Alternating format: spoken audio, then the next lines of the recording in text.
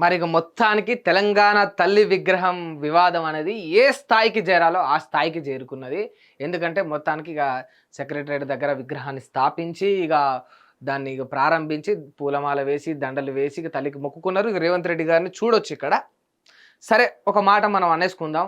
అందరూ చెప్తా ఉన్నారు, వ్యతిరేకిస్తూ ఉన్నారు తెలంగాణ తల్లి విగ్రహం పైన మార్పు చేయాల్సిన అవసరం జనరల్ జనరల్ సరే, కుల్లా గుత్తా మనం ఇప్పుడు ఓపెన్గా మాట్లాడుకుంటే ఫస్ట్ మనందరం వేసుకోవాల్సిన ప్రశ్న ఒకటి, అసలు విగ్రహాన్ని మార్చే అవసరం ఏమున్నది? విగ్రహాన్ని మార్చడానికి కారణం ఏమున్నది?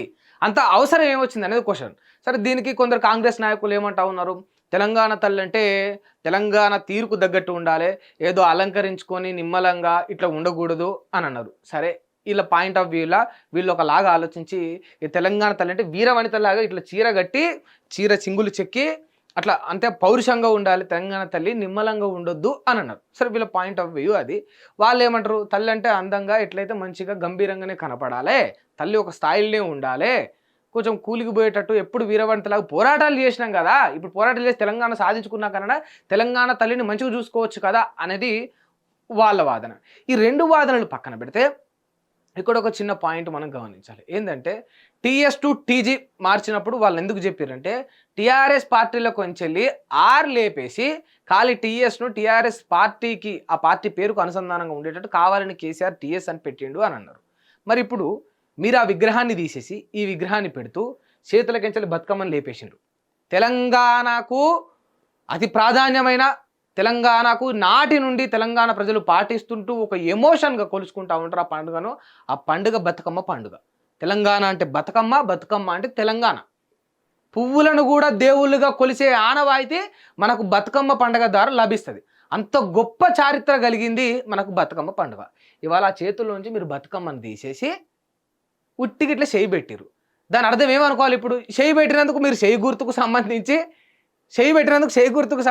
మీ కాంగ్రెస్ను ప్రొజెక్ట్ చేస్తూ పెట్టిరు అనుకోవాలా? మీరు చెప్పుండ్రు. ఇప్పుడు మీరు వీరవంతలాగా చూపిస్తారా, పౌరుషంగా చూపిస్తారా, గంభీరంగా చూపిస్తారా? చూపించుండ్రి. మీరు ఉన్నదానికి కొత్తవి యాడ్ చేస్తే ఇక్కడ నష్టం ఏం లేదు. సరే, మార్చడానికి 100 కారణాలు అయి ఉండొచ్చు. ఉన్నదానికి మీరు కొత్తగా యాడ్ చేస్తే సమస్య లేదు. మంచిగా ఉన్నదాన్ని కూడా తీసేయాల్సిన అవసరం ఏమున్నది? మీకు అంత అవసరం ఏమున్నది? తెలంగాణ అంటే బతుకమ్మ పండుగ కదా. పువ్వులను కూడా బతుకు లెక్క కోల్చుకొని ఆ తల్లిని గౌరవం పెట్టుకొని మనం నిండా మొక్కుతాం కదా.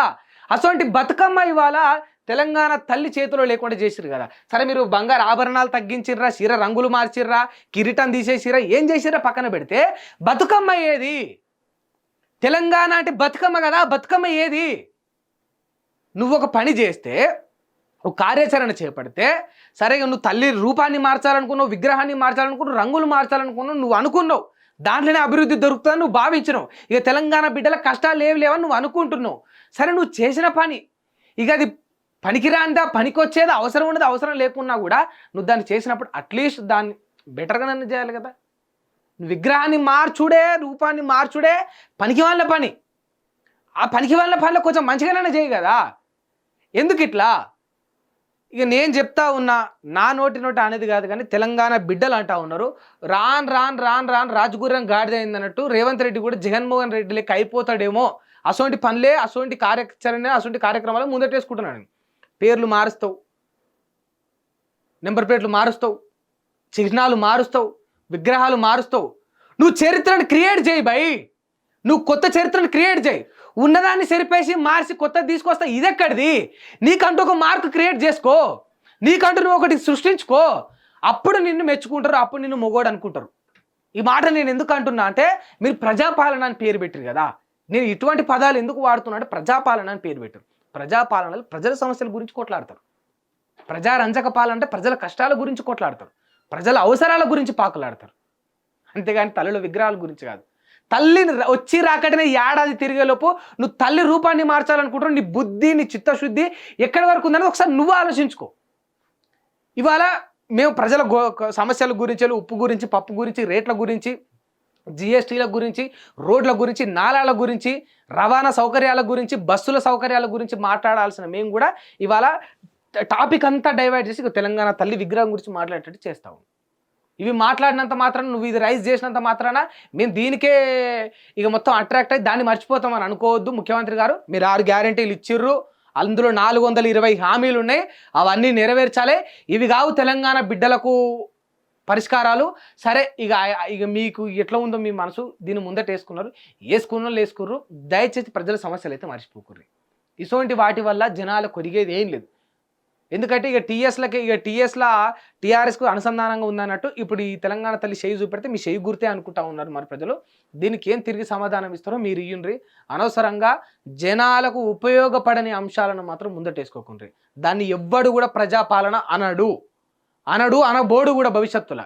ఏమన్నా ఉంటే ఇక మీ ఎమ్మెల్యేలకు కూడా ఇష్టం ఉన్నా లేకున్నా కూడా ఏదో అంటే ఇక ముఖ్యమంత్రి కదా రేవంత్ రెడ్డి అంటే ఒక నియంత కదా అని గమ్మున కాముష్ ఉండాలి తప్ప వాళ్ళు కూడా సాటిస్ఫై లేరు.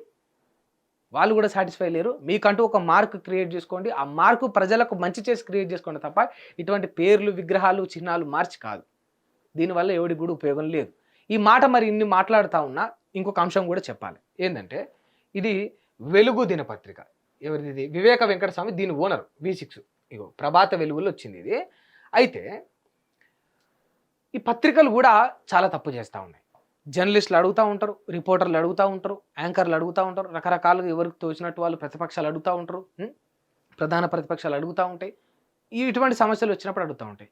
ఈ పత్రికల ఒక్క చోట కూడా ఏం అవసరం ఉన్నది అని క్వశ్చన్ చేయలేదే, ఏం ఉపయోగం ఉన్నది అని వివరణ ఇవ్వలేదే. ముఖ్యమంత్రి గారు పోయినరాట, పూలు చల్లిర్రాట, ఇగో తల్లి విగ్రహానికి స్థాపించారని గొప్పగా ఇగో దీని క్యాప్షన్ ఒకటి భలే వేసిరు. చూడాలి, మీరందరూ కూడా చూడాలి. ఇది జననీ జయకేతనం సంబురంగా తెలంగాణ తల్లి విగ్రహావిష్కరణ సెక్రటేరియట్లో 1000 మంది సమీక్షలో ప్రారంభించిన సీఎం. ఇన్ని చెప్పారు కదా. అసలు పత్రికలు చేయాల్సిన డ్యూటీ ఏంది? అసలు ఈ వార్తా పత్రికలు చేయాల్సిన డ్యూటీ ఏంది? అయ్యా సార్ మీరు విగ్రహం పెట్టినరు, ఏం ఉపయోగం అని అడగాలి పత్రికలు చేయాల్సింది. అయ్యా సార్ మీరు విగ్రహం పెట్టిర్రు, దీనివల్ల ఏం కొత్త మార్పు వచ్చింది తెలంగాణలో అని అడగాలి మీరు. అయ్యా సార్ మీరు ఉన్న విగ్రహాన్ని తొలగించి కొత్త విగ్రహాన్ని పెట్టిర్రు, దీని వెనుక ఉన్న కార్యాచరణ ఏంది అని అడగాలి మీరు. ఇవి కదా వార్తాపత్రికలు చేయాల్సినవి. ఇదేంది ఇది? ఉన్నదానికి చెడు జరిగితే రంగులేసద్దుడు, మంచి జరిగితే దాన్ని కొత్తగా యాడ్ చేసి ప్రచారం చేసుడు, ఇవేనా వార్తాపత్రికలు ఉన్నాయి? ఎన్నికటంలో గొప్ప వ్యక్తి చెప్పిండు కదా, ఈ పత్రికల వల్ల వాస్తవాల కంటే కూడా అవాస్తవాలు ఎక్కువ ప్రచారం అవుతా ఉన్నాయని.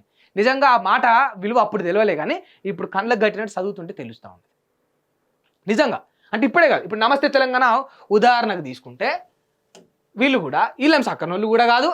అంటే ఏనాడు కూడా 10 ఏండ్ల కాలంలో కేసీఆర్ ఈ యొక్క బీఆర్ఎస్ నాటి టీఆర్ఎస్ ప్రభుత్వానికి వ్యతిరేకంగా ఒక్క సింగిల్ వార్త కూడా నేను చూడాలి. సింగిల్ వార్త కూడా నేను చూడాలి.